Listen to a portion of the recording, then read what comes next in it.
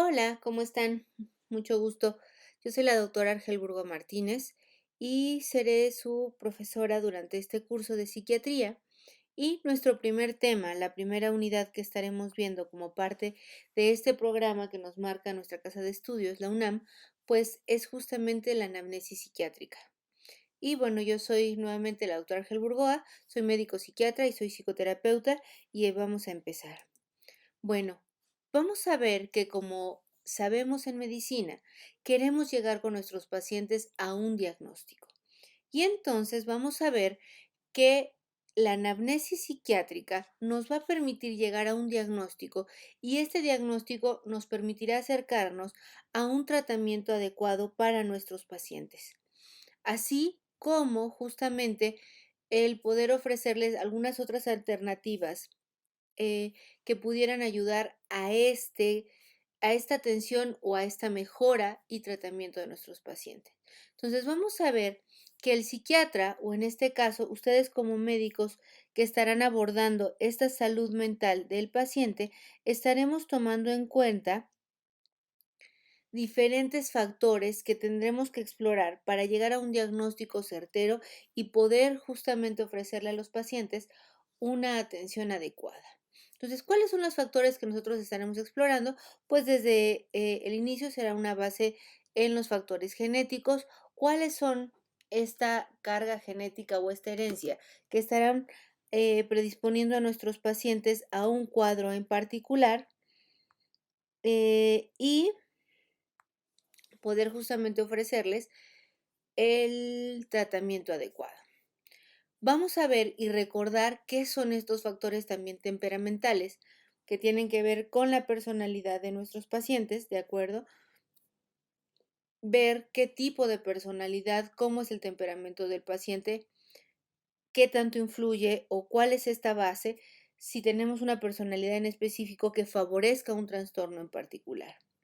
Los biológicos, de acuerdo, también veremos cómo ha sido el desarrollo de nuestros pacientes, sin olvidar que idealmente tendremos una visión sistémica de nuestros pacientes, una visión completa del paciente, ocupando todas las áreas que lo forman y no olvidar los aspectos sociales y psicológicos que han influido sobre el paciente y que eso favorece la aparición de ciertos padecimientos en particular.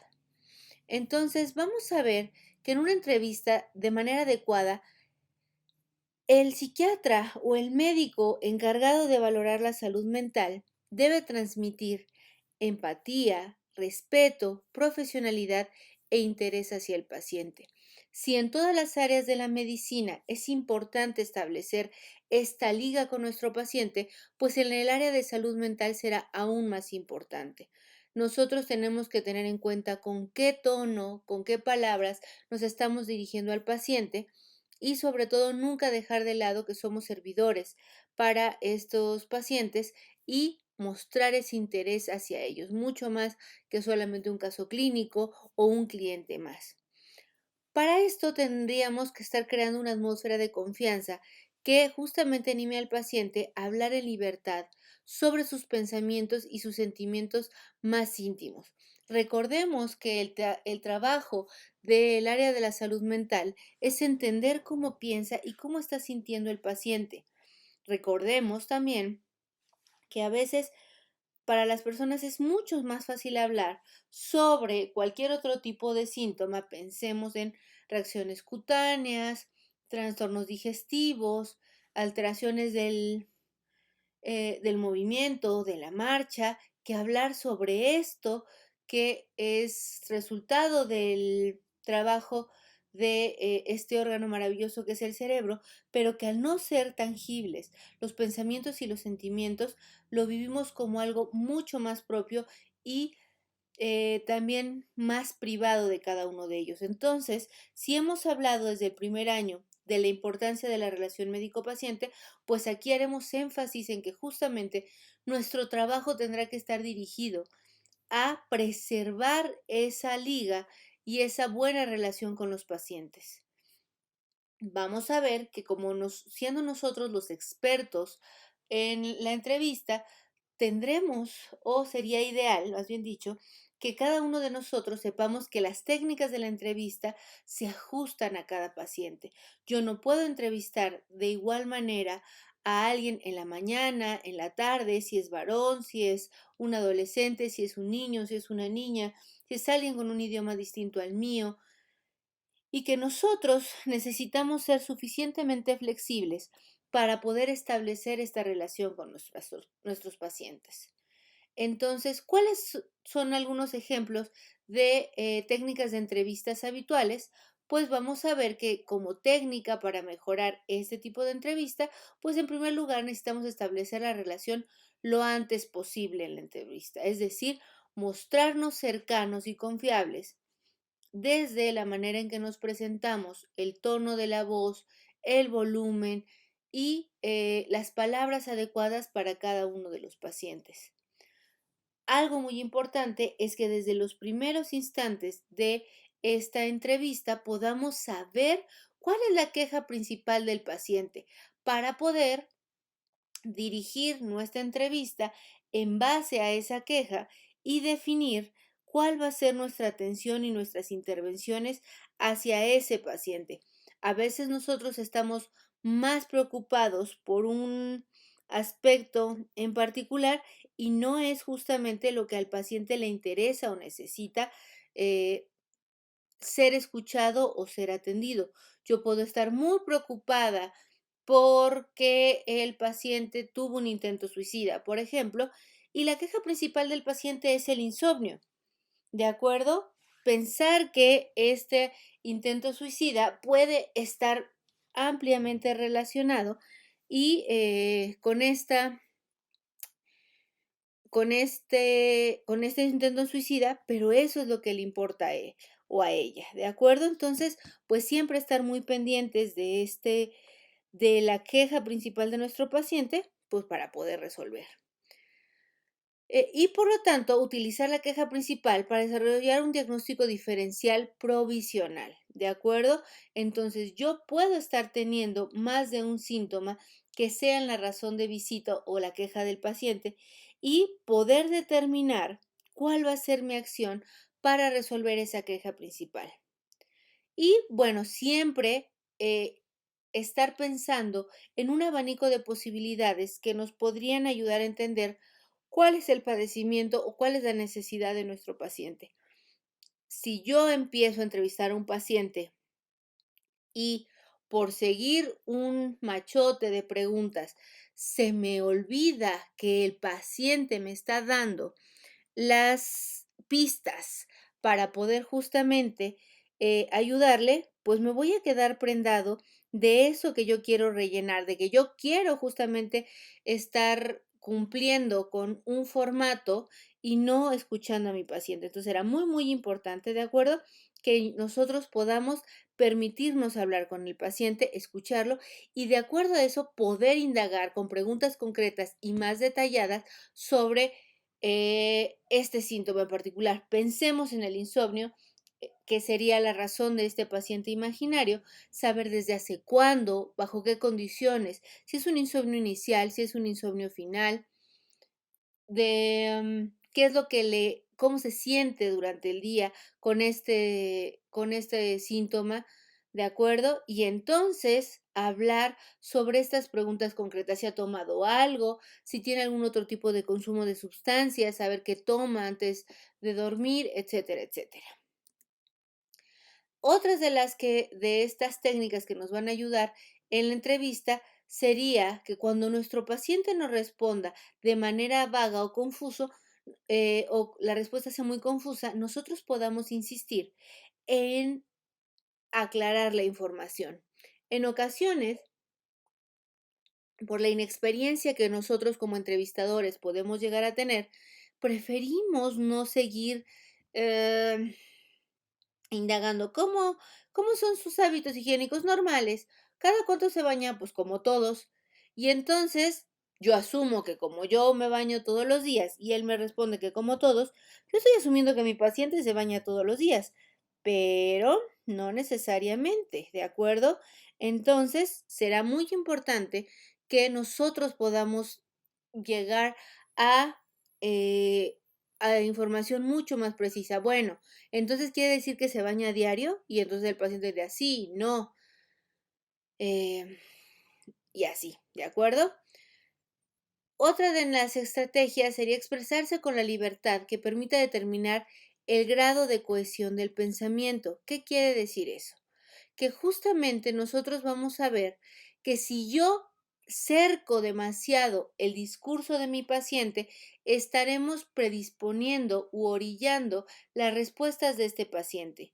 Y yo en ocasiones necesito, sobre todo en aquellos pacientes cuyo juicio o con cuya conciencia de realidad esté alterada, necesito dejar que el discurso de ellos tome rienda suelta para que algunos trastornos del pensamiento sean evidentes y entonces saber qué tan coherente es prender y apagar la luz 3 veces o 10 veces o por qué mi paciente está tomando con guantes las cosas dentro de su casa, etcétera. Ahora, como decíamos, lo más importante será esta flexibilidad que nosotros como entrevistadores tendremos. Y lo importante es justamente variar el tipo de cuestionamientos o el tipo de preguntas que yo estaré haciendo. Y entonces vamos a ver que habrá otra mezcla entre preguntas abiertas y cerradas. Hay veces que simplemente pregunto cuándo fue su fecha de menarca, cuándo fue la fecha de última menstruación, cuántas parejas sexuales hay, y hay veces que la pregunta será muy abierta, como ¿podría describirme cómo es la relación con su padre, con su madre, y escuchar el relato del paciente para entender justamente lo complicado de una relación tan intensa? Y este último punto, que, ah, que nos cuesta mucho trabajo cuando somos médicos jóvenes, ¿de acuerdo? Y es no tener miedo a preguntar sobre temas que puedan resultar embarazosos para ustedes como entrevistadores, pero también a su paciente. Entonces, hay veces que sobre todo aquellas preguntas que tienen que ver con higiene, con vida sexual, a veces queremos dejarlas pasar y brincarlas como si no fueran un aspecto importante. Veremos que en salud mental aquellos temas que son muy íntimos, justamente que hablamos de los pensamientos y de los sentimientos, será muy importante abordarlos de manera adecuada.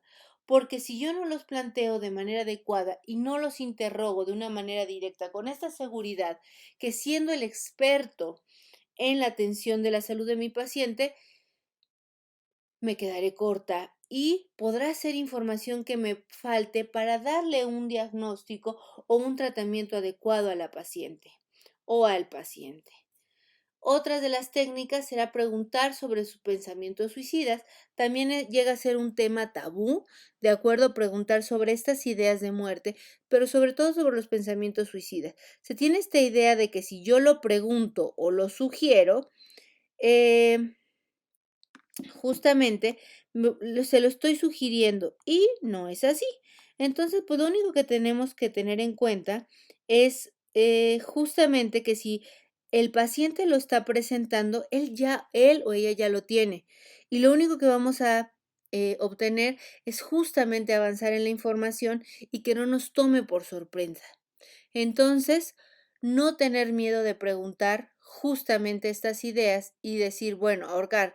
He pensado que yo me puedo ahorcar en casa. ¿Y en qué momentos lo haría? ¿Bajo qué condiciones? ¿Por qué no lo realiza? ¿Qué es lo que se lo ha impedido? Y poder detallar cuáles son estos factores predisponentes y estos factores protectores para nuestros pacientes. Ahora, también será importante darle una voz a nuestro paciente y siempre permitirle, cuando ustedes crean que ya han agotado los recursos que pueden ocupar para preguntar al paciente, justamente decirle si a él o a ella le queda alguna duda en específico o algo que quisiera saber sobre lo que vendrá a continuación, es decir, sobre su tratamiento, o sobre lo que a continuación será su atención dentro de la instancia donde ustedes estén cuidándolo o cuidándola, ¿de acuerdo? Eh, ahora, Parte de lo que nos recomienda nuestro libro de texto es terminar la primera sesión o la primera entrevista comunicando un sentimiento de confianza y, si es posible, de esperanza. Entonces, recuerden esta diferencia entre la esperanza y la fe, ¿de acuerdo? Em, y es esta posibilidad de: estoy segura que nos entenderemos, que trabajaremos, verá que los medicamentos van a ayudarle, o la intención es que usted pueda sentirse mejor, ¿de acuerdo? Esas serán justamente nuestras intenciones para poder hablar con la paciente, ¿de acuerdo? O con el paciente. Será importante remarcar este esta sensación de apoyo a él o a ella, justamente, que nos permita sentirnos cercanos al paciente y que se pueda sentir escuchado o escuchada. Em, y pues justamente saber que estos sentimientos o estos pensamientos que están sintiendo, que probablemente les causen mayor miedo, les causen temor, pues pueden tener solución, ¿de acuerdo? Seguimos. ¿Cuáles pueden ser estas variaciones en la entrevista? ¿De acuerdo? Pues puede haber variaciones en el modo de dirigir una entrevista y que va a variar según el lugar en que se desarrolle. No es lo mismo estar entrevistando a alguien dentro de una consulta eh, en el servicio de urgencias, en alguien que ha sido solicitada su valoración por interconsulta y que está en el servicio de medicina interna, de oncología, de cirugía o una consulta ambulatoria, y sobre todo cuál es el propósito de esta entrevista. Vamos a ver que incluso teniendo un mismo diagnóstico, justo va a variar cuándo yo voy a abordar a este paciente, cuál va a ser el tratamiento que yo pueda ofrecerle, ¿de acuerdo? Y dependiendo de eso, pues justamente poder ofrecerle una atención adecuada para él. No es lo mismo tener un diagnóstico de trastorno depresivo estando en el servicio de urgencias que estando en una consulta ambulatoria, ¿de acuerdo? Hablemos de ideación suicida por cualquiera de los trastornos que podemos estar teniendo. Tenerlo ya en un servicio de urgencias, o es alguien que está acudiendo a una consulta en un consultorio privado y que entonces tendríamos que estarlo refiriendo a urgencias. Cada paciente requiere una estrategia de la entrevista sutilmente diferente. Habrá algunos pacientes que necesitamos mostrarnos poquito más cercanos, eh, o en algunos de ellos mostrar algunos datos de rigidez, de acuerdo, de distancia afectiva, y que esa es la habilidad que cada uno de nosotros pues justamente tendríamos que estar desarrollando para entender cuándo se va a poder, necesitar ocupar esta parte. Okey, pues vamos a ver. Em, Sigamos. ¿Cómo se va a ir armando esta anamnesis psiquiátrica? Pues vamos a ver que tenemos diferentes componentes, pero la primera va a ser la historia psiquiátrica. Entonces, vamos a ver que la historia psiquiátrica es el registro de la vida del paciente. Algo muy importante es que esta historia es contada por el mismo paciente, ¿de acuerdo? Y que va a estar eh, justamente al ser contada con las propias palabras y con las propias intenciones del paciente, y sobre todo desde su punto de vista. Eso es muy importante porque a veces queremos que el relato del paciente sea un sinónimo de la verdad, de la realidad, y no necesariamente, sobre todo en estos pacientes psiquiátricos, vamos a ver que eso necesariamente es así. Vamos a ver que nuestros pacientes pueden tener recuerdos que han sido alterados y que pueden ser dentro de un contexto psiquiátrico, por ejemplo, y veremos que puede ser de un contexto justamente psicótico, afectivo, o simplemente por estas fallas que la memoria nos va a dar a largo plazo. Entonces, será muy importante remarcar la importancia de esto con nuestros pacientes, ¿de acuerdo? Que nosotros no vamos a contradecir a un paciente o si está acompañado por su familiar y el paciente asevera un hecho en particular y entonces dice la mamá, el esposo, los hijos, no, es que eso no fue así. Es importante que nosotros sepamos que por alguna razón en particular, esta persona lo está refiriendo de esta manera en este contexto en particular. Entonces vamos a ver que para establecer un diagnóstico correcto y plantear un plan de tratamiento efectivo es imprescindible obtener la historia completa del paciente, ¿de acuerdo? Idealmente estaremos abarcando todas las áreas de la vida de nuestro paciente. Vamos a ver, como hemos dicho, que generalmente nuestros pacientes van a ir acompañados y que justamente podremos nutrir nuestras nuestra historia con lo que el padre, la pareja, los hijos, el amigo que está acompañando al paciente pueda darnos de información extra. Vamos a ver que esta historia psiquiátrica es distinta a la historia clínica o a una historia quirúrgica. Vamos a ver que además de recopilar los datos facultantes y concretos de los síntomas, hablar de este insomnio, hablar de esta tristeza, de la desesperanza, algo que va a diferenciar esta historia psiquiátrica es conseguir características individuales de la personalidad del paciente. Nos importa mucho justamente saber quién es nuestro paciente y por lo tanto comprender la naturaleza de las relaciones del paciente y de sus allegados. Vamos a ver que debe incluir todas las personas importantes de la vida presente y pasada de nuestro paciente. Y entonces vamos a ver cómo es que estos personajes de su vida han influido, modificado, moldeado y afectado el, el cómo es este paciente que estamos teniendo de frente. Nuevamente insistiremos que permitiremos que el paciente cuente su propia historia con sus propias palabras en el orden que le parezca más importante. A algunos pacientes les cuesta trabajo ordenar la historia y nos preguntan, ¿por dónde quiere que empiece? La indicación sería justamente decirle por donde usted le parezca más importante o por donde usted quiera.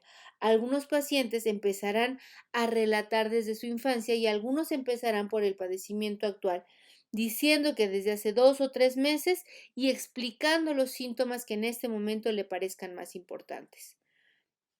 Y habrán relatos que digan, pues yo creo que todo empezó justamente desde mi infancia, yo tuve una infancia muy difícil o una infancia muy feliz, pero me pasó esto, esto y esto, ¿de acuerdo? Vamos a ver que los entrevistadores que tenemos de una experiencia que somos avesados en escuchar pacientes, somos capaces de descubrir en el relato de los pacientes aquellos datos importantes que tenemos que recuperar. ¿De acuerdo? Y que eso es algo que nosotros pretendemos que con el paso de la práctica con sus pacientes puedan ir ustedes desarrollando y a entender aquellos puntos en los que el paciente pueda incluir preguntas que me han dicho que ustedes como entrevistadores, si ellos están diciendo un dato importante, ustedes pueden incluir una pregunta que consideren relevante. Por ejemplo, es que en ese año fue un año muy difícil para mí por la separación de mis padres. Y entonces poder preguntar, ¿cómo fue o cómo recuerda esa separación? ¿Qué tanto le afectó? Y entonces descubrir si, por ejemplo, estamos hablando de un trastorno afectivo, si en esa separación de los padres pudo haber existido otro episodio depresivo u otro episodio ansioso.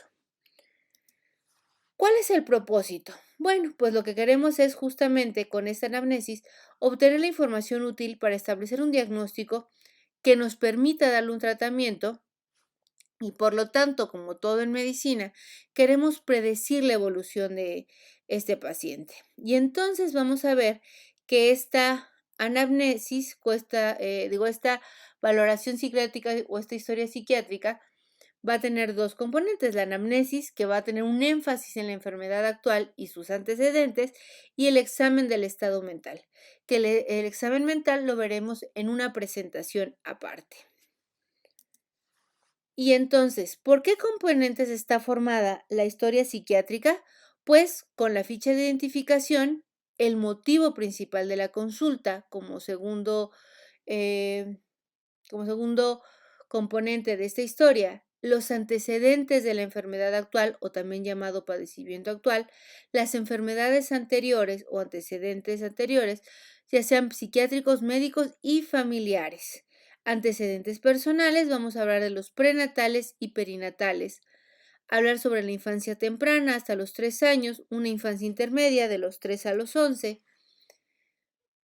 Vamos a explorar también sobre el final de la infancia, hablar de la pubertad y de la adolescencia. Por lo tanto, si nuestro paciente ya es adulto, pues vamos a ver cuáles son sus antecedentes laborales, cuál fue el primer trabajo, ¿de acuerdo? Si es alguien casado o en unión libre, em, desde hace cuánto, cuántas relaciones maritales o en unión libre lleva, si tenemos antecedentes militares, si tenemos antecedentes escolares, hasta qué grado de la escuela estudió, si es posible saber en qué tipo de institución se formó, si practica alguna religión o si cree en algo en particular y qué tanto la vida social de esta persona está vigente, qué tan sociable o con qué tanta dificultad se establecen relaciones con las otras personas. Hablaremos también o trataremos de investigar la situación de vida actual, ¿de acuerdo? Si sigue casado, si está en unión libre, si tiene más de una relación, por ejemplo, qué también le va en el trabajo, cuáles son las circunstancias económicas, si ha tenido antecedentes sexuales, antecedentes legales, ¿de acuerdo? Si ha tenido justamente problemas con la ley y sobre todo también estaremos abordando este tema que resulta a veces muy penoso para los jóvenes entrevistadores, que serán estos antecedentes sexuales. Y empezamos por la primera, ¿de acuerdo? Esta primera sección de nuestra historia clínica psiquiátrica, pues vamos a ver que tiene en común la ficha de identificación o los datos de identificación. ¿Qué es lo que nosotros queremos? Desde el nombre, ¿de acuerdo? Su nombre completo, y es importante justamente recabar todos los datos. Desde el nombre podemos incluir o tener datos importantes, sí. Ahorita hablaremos un poquito más. La edad, ¿de acuerdo? El estado civil, el sexo, su ocupación. Aquí nuestro texto nos habla de la lengua materna, dónde nació y si cree en algo. ¿Para qué nos sirve la ficha de identificación? Pues debe incluir todos los datos que el paciente puede darnos, saber si este paciente, por ejemplo, acude a atención por su propia voluntad o si fue transferido por otro médico.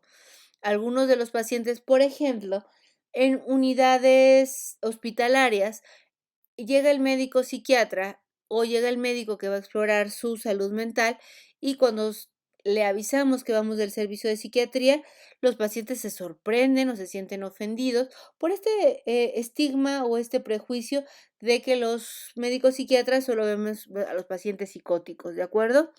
¿Y para qué nos van a servir estos datos de identificación? Pues nos sirven para hacer un retrato miniatura de quién es la persona. Y entonces, pues vamos a ver que estos datos de identificación nos pueden estar hablando de factores que podrían afectar el diagnóstico, el pronóstico, incluso el tratamiento de nuestro paciente.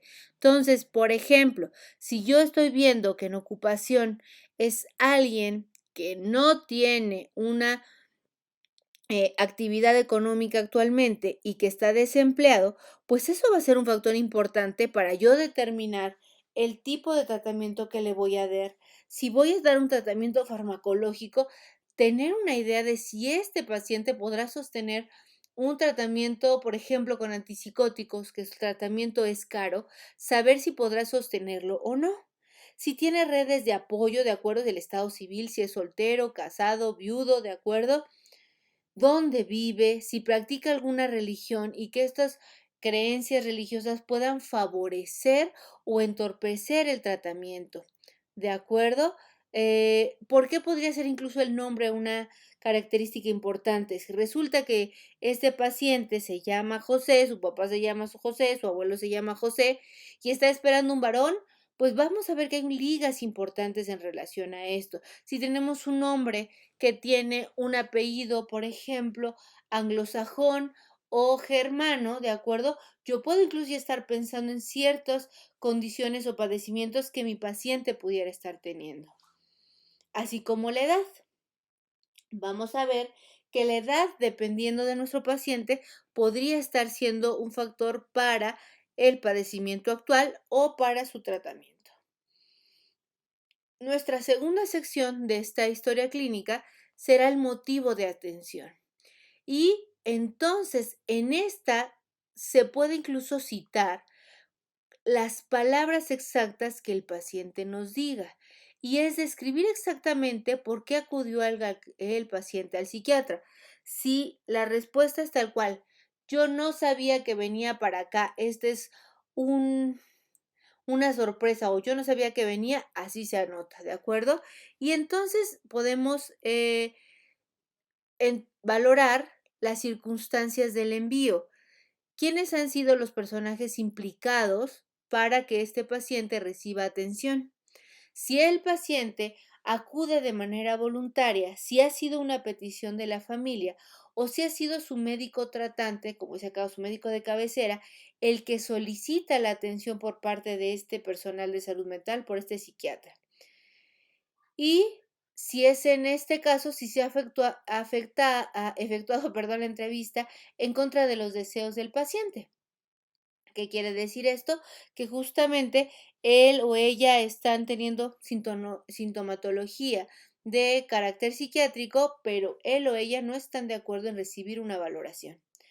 Y por lo tanto nos va a dar un ambiente de una entrevista a veces difícil. Y bueno, como decíamos, cuando se anota en la historia, pues se recomienda utilizar incluso las mismas palabras del paciente. Y pensemos que si es un paciente pediátrico, por ejemplo, yo voy a anotar que la persona que me va a dar los datos, pues es la madre o el padre del paciente. O en pacientes con alteraciones del estado de conciencia o con afectaciones del habla, pues ¿quién me está ayudando a justamente obtener la información? Siguiente sección, padecimiento actual. Y vamos a ver que estaremos hablando de los síntomas y signos de los cambios conductuales que ha tenido el paciente, que ha sido el motivo de atención para nosotros verlos. Vamos a ver cuál es este síntoma, qué tipo de síntoma es, hace cuánto está y cuál es la intensidad de este síntoma. También tenemos que evaluar de ese síntoma como cualquier otro síntoma o signo en medicina, si ha habido una mejoría o si o ha existido un agravamiento.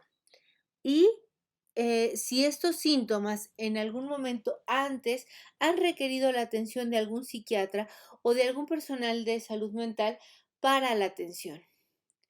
También se intentará precisar cuándo fue la última vez que el paciente se sintió medianamente estable y cuánto justamente ha pasado de manera asintomática después de este primer episodio, ¿de acuerdo?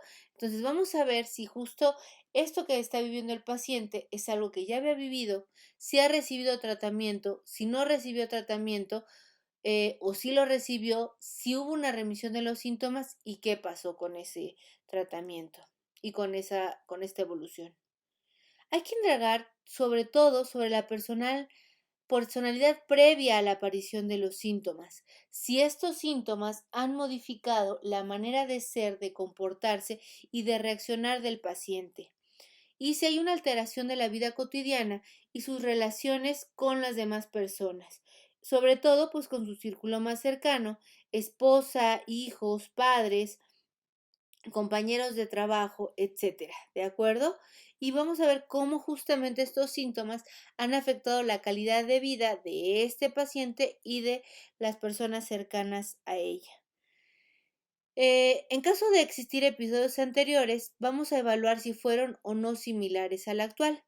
Si este paciente ha usado justamente medicamentos o drogas para el tratamiento de estos síntomas. Por ejemplo, caso muy común, tenemos personas que inicialmente su síntoma es insomnio y que ocuparon esta droga que ya está prácticamente legalizada, que es la marihuana.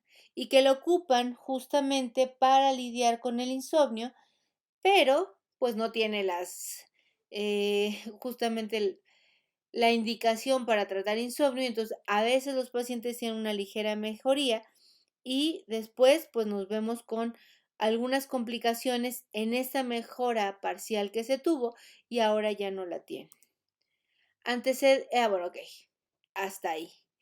Seguiremos con la siguiente sección, que son antecedentes heredofamiliares.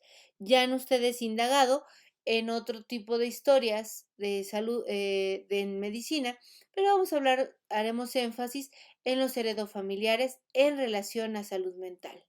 Vamos a insistir mucho en las enfermedades neuropsiquiátricas, ¿de acuerdo? Pero también es importante hablar de cualquier otro tipo de antecedente en los familiares de primer grado, ¿de acuerdo? Y del núcleo familiar actual. Y entonces hablaremos de padres, hermanos, tíos, hermanos también. Y pues aparte de las neuropsiquiátricas, será muy importante recabar información sobre las enfermedades crónico-degenerativas e infectocontagiosas. En medio de esta pandemia que estamos viviendo, pues claro que empezaremos a tener ahora en los antecedentes de nuestros pacientes, pues justamente estos antecedentes de haber padecido COVID, ¿de acuerdo? Y bueno, como decíamos, siempre estaremos dando preferencia a los familiares en línea directa, padres, hermanos, hijos, ¿de acuerdo? Pero pues si hablamos de un tío, un primo, alguien que no está tan cercano, pero es significativo para el paciente, pues lo tomaremos en cuenta. Nuestra siguiente sección serán estos antecedentes personales no patológicos.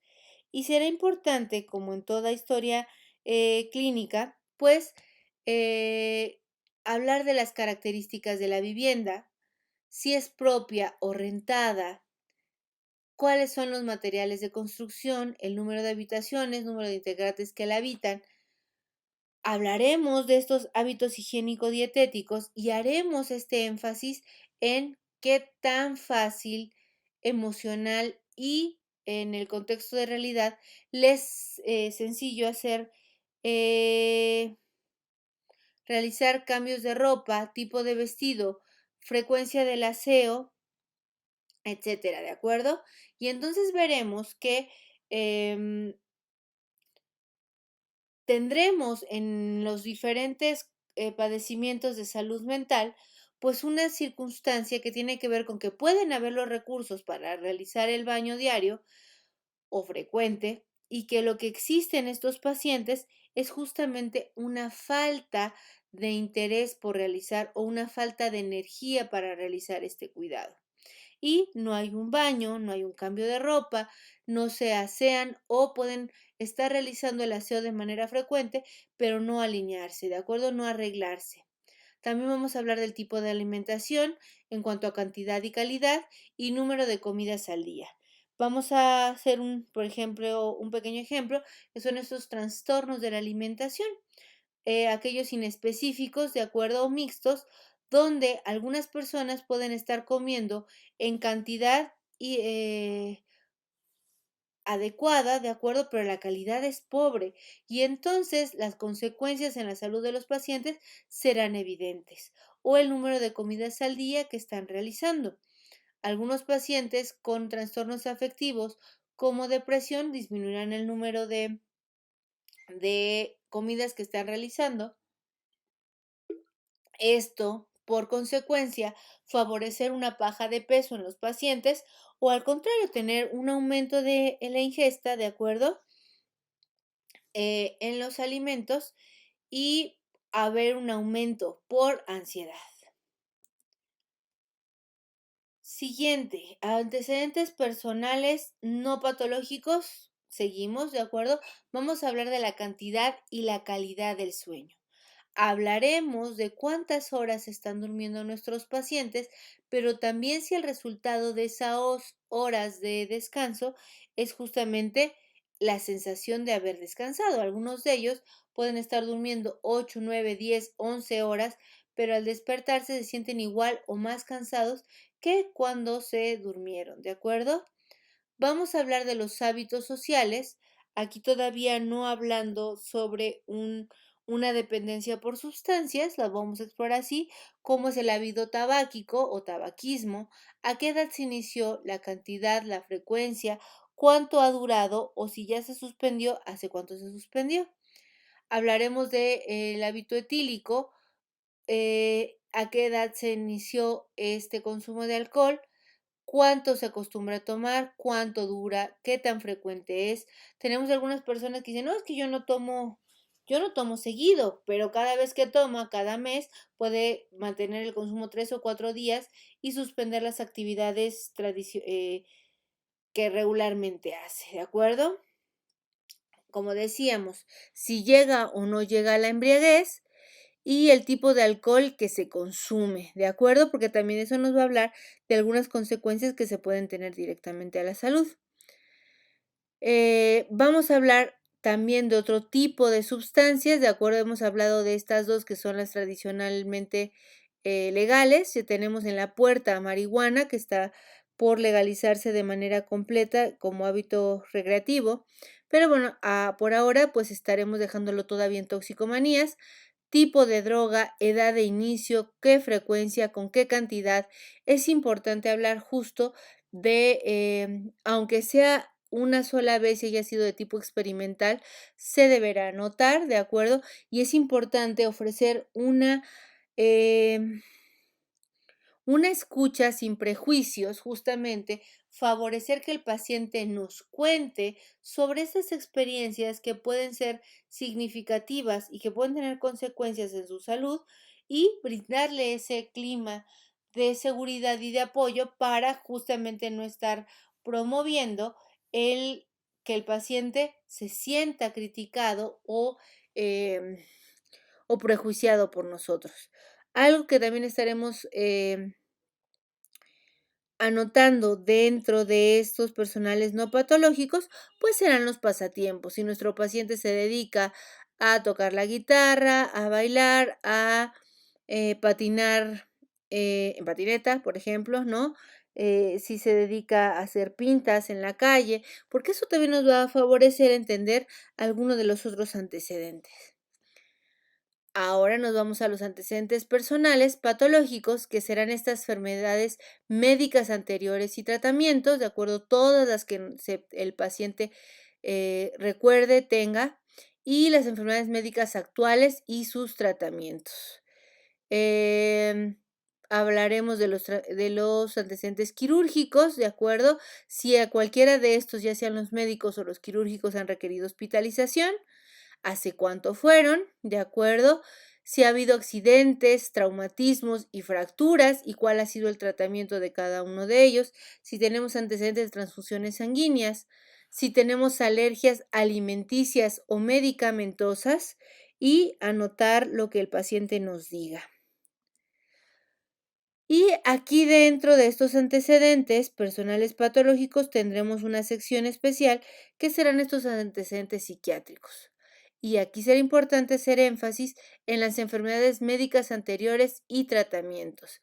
Enfermedades médicas actuales y tratamientos, igual, de acuerdo, si yo fui diagnosticada con déficit de atención en la infancia y hasta qué edad tuve el tratamiento, si actualmente sigo diagnosticada con esto, si estoy en un tratamiento en específico, em, si he requerido hospitalizarme por un trastorno médico o quirúrgico, si he tenido accidentes, traumatismos y fracturas, como decíamos antes.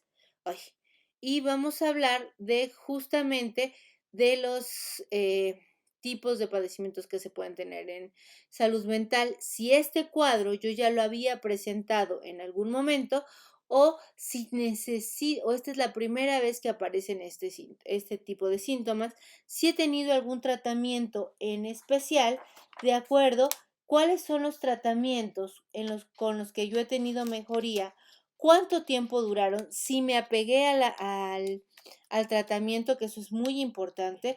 A veces los pacientes tienen más riesgo de volver a presentar, ¿de acuerdo?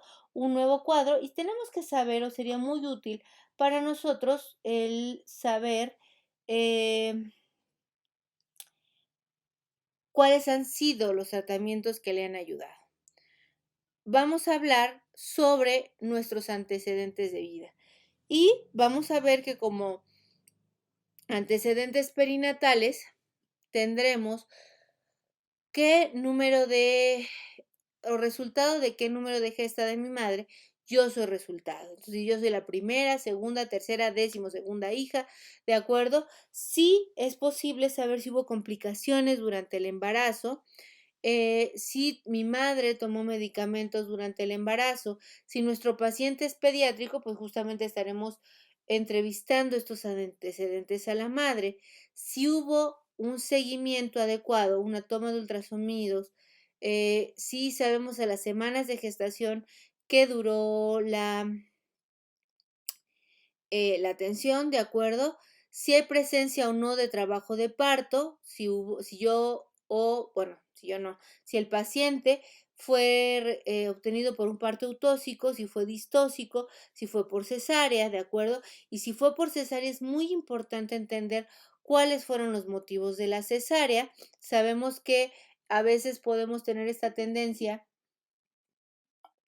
en México hacer más cesáreas de las que realmente se necesitan. Entonces necesitamos saber si es por iterativa, por indicación médica de urgencia, y fue por una preeclampsia, por desproporción cefalopélvica, por sufrimiento fetal, etcétera.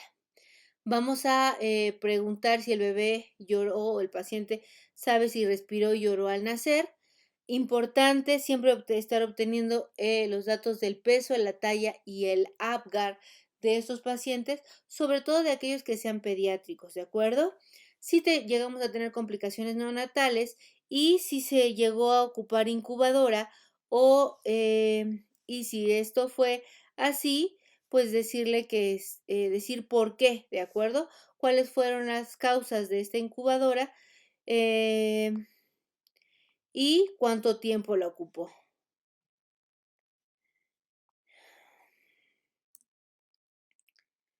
¿Qué otra cosa necesitamos saber de estos perinatales? Pues si se dio de alta junto con la madre, el tipo de alimentación que se tuvo, si fue de seno materno, si hubo necesidad de ocupar fórmula, qué tipo de leche se ocupó, a qué edad se ablactó y con qué alimentos. Y vamos a hablar justamente del desarrollo psicomotor.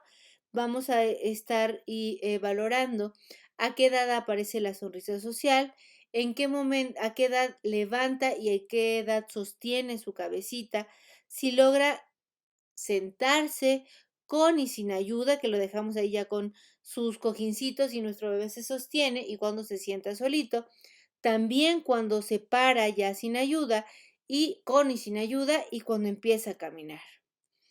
Bueno, si gatea también será importante y si hay un inicio del lenguaje, a qué edad aparece, es decir, estos primeros balbuceos, una primera palabra, cuando empieza a tener frases complejas y completas, de acuerdo cuando establece justamente un diálogo. Y por último estaremos hablando del control de esfínteres, tanto vesical como anal, a qué edad fue y bajo qué condiciones. Algunos de nuestros pacientitos podrían haber sido un poco obligados a controlar esfínteres antes de la edad para poder ser aceptados en una guardería y saber si esta es una característica de ellos o hubo esta necesidad de apresurar este control de esfínteres por esta necesidad social.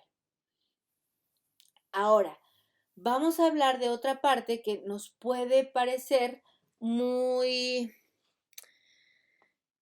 o para ustedes puede parecer que está muy sencilla, porque pues es algo que a lo que están acostumbrados a interrogar, ¿no? Que es este interrogatorio por aparatos y sistemas. Entonces vamos a ver que sobre todo haremos énfasis en aquellos aparatos y sistemas en los que sabemos que hay una fuerte representación de los trastornos emocionales y mentales.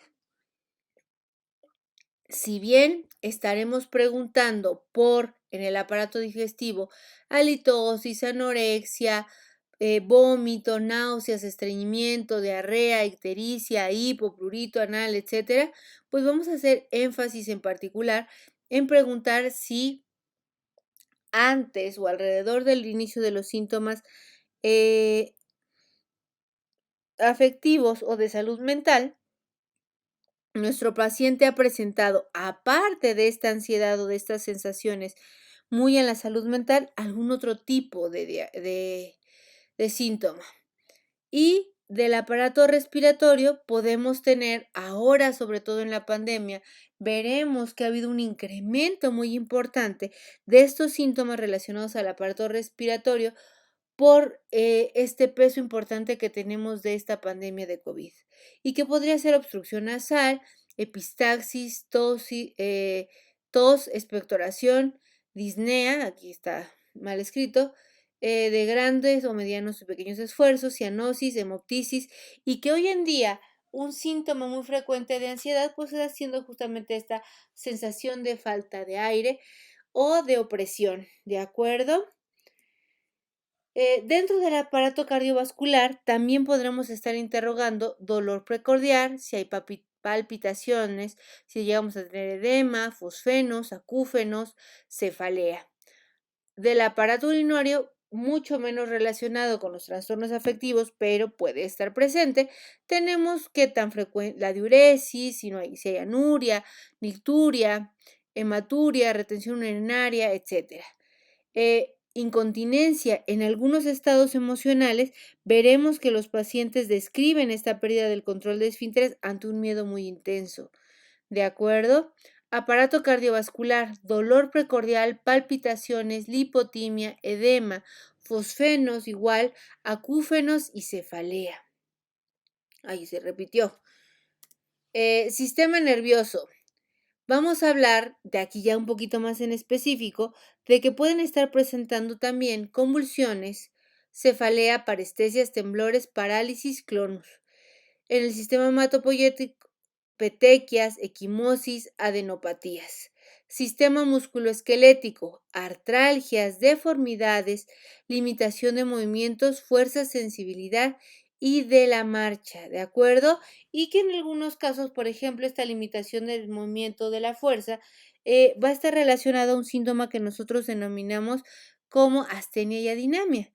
Y muchas veces los pacientes los van a referir como falta de fuerza o como falta de energía, y que son síntomas importantes de esto. Hablaremos de la piel y de sus anexos, que es muy frecuente también en los trastornos afectivos, y que estaremos hablando de prurito, ictericia, cambios de color, pérdida de cabello o del vello, lesiones, descamación, alteraciones en uñas y cabellos. A ver, si nosotros tenemos a alguien que tiene trastornos de la ansiedad y que tiene onicofagia, claro que las vamos a preguntar, ¿de acuerdo? Y las tendríamos que referir y justamente mencionar en nuestro interrogatorio por aparatos y sistemas, pues que estas uñas están justamente modificadas por la onicofagia. Si tenemos lesiones por rascado, también las tenemos que mencionar. Y pues del sistema endocrino, hablar de la poliuria, polidipsia, polifagia, intolerancia al frío, al calor, galactorrea. Aquí será importante hablar de que nuestros medicamentos en salud mental muchas veces van a tener repercusiones en estos ejes endocrinos, y que si bien no es parte propia del trastorno que nuestro paciente está presentando, sí, por ejemplo, con algunos tipos de antipsicóticos podremos tener alteraciones como galactorrea, o en mujeres alteraciones del ciclo menstrual, y que necesitamos preguntárselo a nuestros pacientes que ya están, por ejemplo, en seguimiento, o que estamos haciéndole esta segunda valoración, y saber cuáles son las consecuencias que ha tenido nuestra medicación. Con esto terminamos justamente esta primera sección de nuestro tema de anamnesis psiquiátrica. Como ustedes pueden ver, es solamente ser más específico en las áreas de salud mental, ¿de acuerdo? Hacer énfasis, ¿de acuerdo? Recordemos que esta materia tiene que ver justamente con los síntomas que podrían estarnos orientando hacia un padecimiento psiquiátrico, y que ese va a ser nuestro foco. No se trata de olvidar que son médicos generales y que pueden estar diagnosticando por esta vía otro tipo de síntomas, sobre todo recordando la correlación, por ejemplo, que hay con el sistema endocrino, descartar justamente que no haya un problema en la función tiroidea, hipo o hipertiroidismo, y que podrían estarnos explicando los síntomas de nuestro paciente. Pero justamente por eso es importante no dejar ninguna de las secciones para no entorpecer la atención que nuestro paciente tendría. Hay veces que estamos empeñados en que nuestro paciente tiene un trastorno de salud mental o psiquiátrico y lo que tenemos es una función tiroidea deficiente. Bueno, pues con eso terminamos este primer video y pues busquen el siguiente video que es examen mental, con el cual estaríamos terminando este primer tema, de acuerdo que es la anamnesis psiquiátrica, para continuar con la clasificación de los trastornos mentales. Excelente día, tarde o noche, cuídense mucho y nos vemos en la siguiente clase.